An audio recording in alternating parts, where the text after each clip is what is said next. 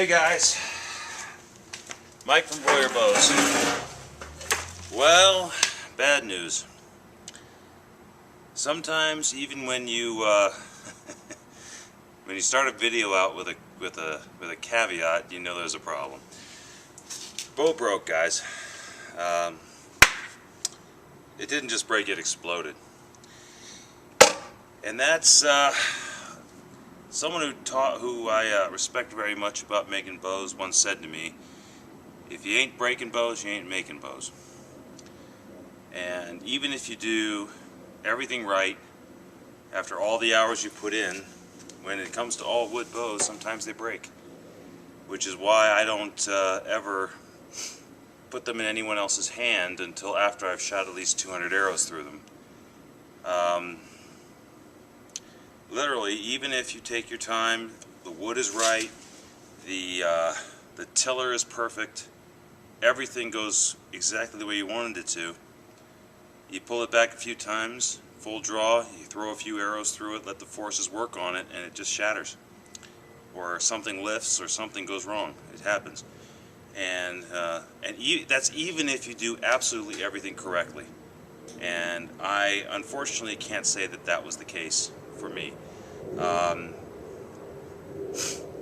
This is a case of I let my ego get the better of me.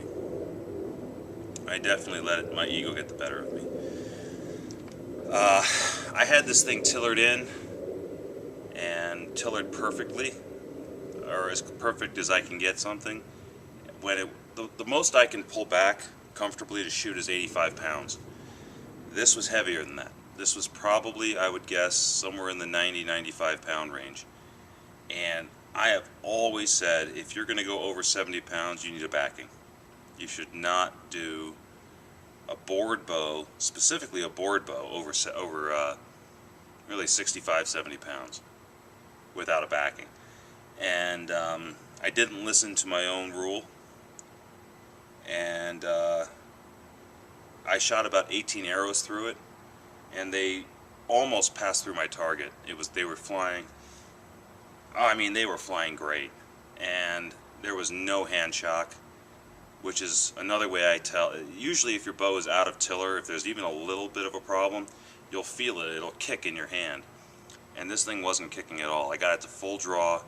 Like I said, I shot 18 arrows. Most of them were penetrating at least halfway through the target. The 19th arrow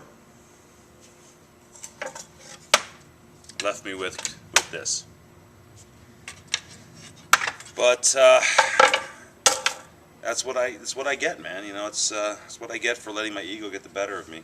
I am happy about one thing. It didn't break by the riser. I was worried about having cut this thing center, past center. This is where I thought the problem would be, and it actually broke out at the, you know, out to about, you know, anywhere from 6 to 8 inches or more from the fade. This one broke about halfway through the limb. And both limbs broke, and that to me, and they broke, this one broke inward, this one broke outward, and it was just, I think, too much weight. Just too much weight for the bow to handle at my draw length. You know, if you had told me, if someone wrote a comment and told me that they had a 60-inch bow, 58 inches nock to nock with a stiff handle, and they were taking it up to 90-95 pounds at a 28-29 inch draw without a backing, I would have been very polite and said I would have thought it was a bad idea in my own head, and I would have said, are you out of your friggin' mind?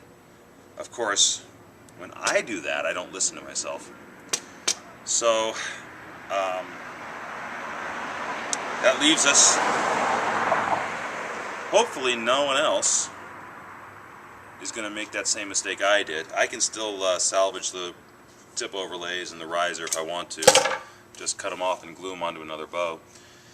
But for those of you who didn't let their egos get the better of them, I guess really the only thing I had left to show you is how to finish a bow. Now, because once it's tillered in, and if you tillered it in too heavy, take it down to your draw weight. I told you in the last video how to do that. Don't do what I did. I mean, if I had just, listen, if I had taken this bow down to 60 pounds, I'd be shooting arrows for you right now and not telling you about my trials and tribulations in a little bit of whining about the fact that this bow didn't make it. But I showed you how to do that. I have another bow I'm ready to finish. So I think what I'll do is turn the camera around and show you how I finish a bow. And let me show you this bow. Alright, what I have here is a Ojibwe Native American bow. See, it's got these scalloped edges on it. And I have made a mistake on this bow as well, but it doesn't look like I'm going to suffer with a break. I tried something new with this bow I'd never tried before, which is I toasted or charred the belly of the bow. In retrospect, this was not necessarily the right thing to do. What you're supposed to do is slowly warm it, and I don't think you still can come up with this char, but it's not really what you want. Anyway, I've already shown you guys how to apply snake skins to a bow. I have some, this is Texas, I believe it's called chicken snake. But the only thing I had left to show you, I've shown you staining, I believe I've also shown you how to skin a snake, dry out the skins, and apply them to a bow. So the only thing I have left to show you is how to finish it. I'm using this product here. I've replaced my mini wax with this. I really like this. It goes on really nice. This is a satin finish, and all I do, make sure you're either wearing a mask or in a good ventilated area, and you just apply it to the bow. Now when it goes on, it'll look wet. And you don't want to oversaturate the wood because it'll run, and those drips are really hard to get out afterwards. So one nice pass and it'll be shiny and stuff like that. I also do that right over the snake skin. Snake skins are pretty waterproof, but just to help bring out the color a little bit and give it a little extra protection. I don't put a lot on the snake skin. Okay, flip it over, same thing on this side. Like I say, it's going to be shiny. But what you're looking for is when it stops being shiny and starts looking flat, with a satin finish anyway, it'll do that. That's called flashing. When it flashes, that looked a little dry to me, so I'm going to do another one. When it flashes, that's when you can apply more. Wait to see it's glossy, glossy, glossy, and sooner or later that's going to turn to flat. That's the flash, and that's what I'm looking for, and when that happens, I will apply more, another coat, or whatever, and like that. And then what I'll do is I'll just lean this up against the wall and spray the handle. Now this one's, see, this one's looking a little tough here. See, it flashed up here and it didn't down here, which means somehow I applied more down here than I did here, but anyway, okay, that's flat now. I don't know if you can't see it, but it was glossy, now it's flat, so I can apply a little more. And this is satin, it's supposed to go flat. I just like putting about 3 coats on it and letting it dry.